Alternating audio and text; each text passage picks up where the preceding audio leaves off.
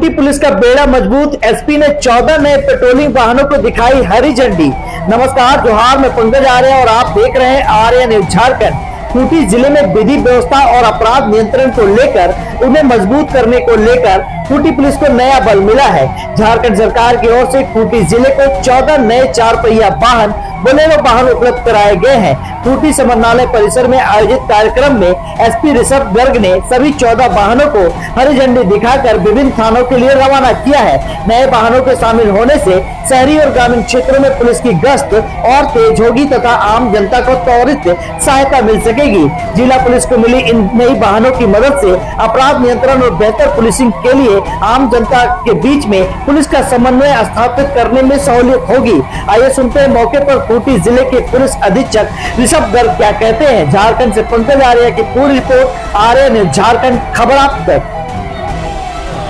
झारखंड सरकार की तरफ से एक अच्छी पहल करते हुए हम लोगों को 14 और वाहन दिए गए हैं, जिसमें कि बोलेरो गाड़ी दी गई है, जिसके माध्यम से हम लोग और अच्छे रूप से खूंटी में पेट्रोलिंग कर पाएंगे और थाना को अपने डेली कार्य निष्पादन में भी इससे सहूलियत होगी। पूर्व में भी हम लोगों को झारखंड सरकार द्वारा 14 गाड़ियाँ मुहैया कराई गई थी, जिनका भी हम लोग अच्छे तरीके से इस्तेमाल कर रहे हैं और हम लोग का प्रयास है कि हम लोग खूंटी के निवासियों को जल्द से जल्द त्वरित न्याय देने की कार्य को अपना अंजाम दे सकें जो है।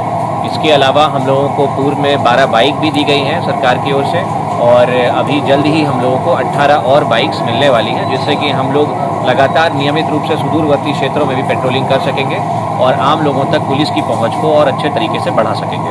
सर, ये एनएच में पेट्रोलिंग को लेकर के किस तरीके से व्यवस्थाएं होंगी, क्योंकि लगातार सड़क हादसे भी होते हैं कुछ?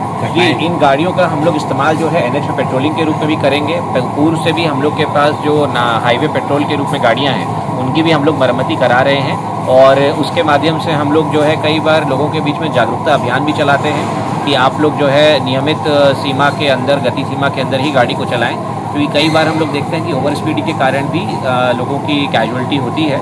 उसके अलावा आप लोग के माध्यम से हम लोगों से यह भी अपील करना चाहेंगे कि आप जब भी अपनी गाड़ी निकालते हैं, स्पेशली 2 व्हीलर्स के केस में, हेलमेट आप लोग ज़रूर पहनें और 4 व्हीलर्स जब आप चलाते हैं तो सीट बेल्ट आप लोग ज़रूर लगाएं, क्योंकि इन केस अगर एक्सीडेंट होता भी है तो उस सिचुएशन में फेटालिटी होने के चांसेस हम लोग बहुत हद तक रिड्यूस कर पाते हैं।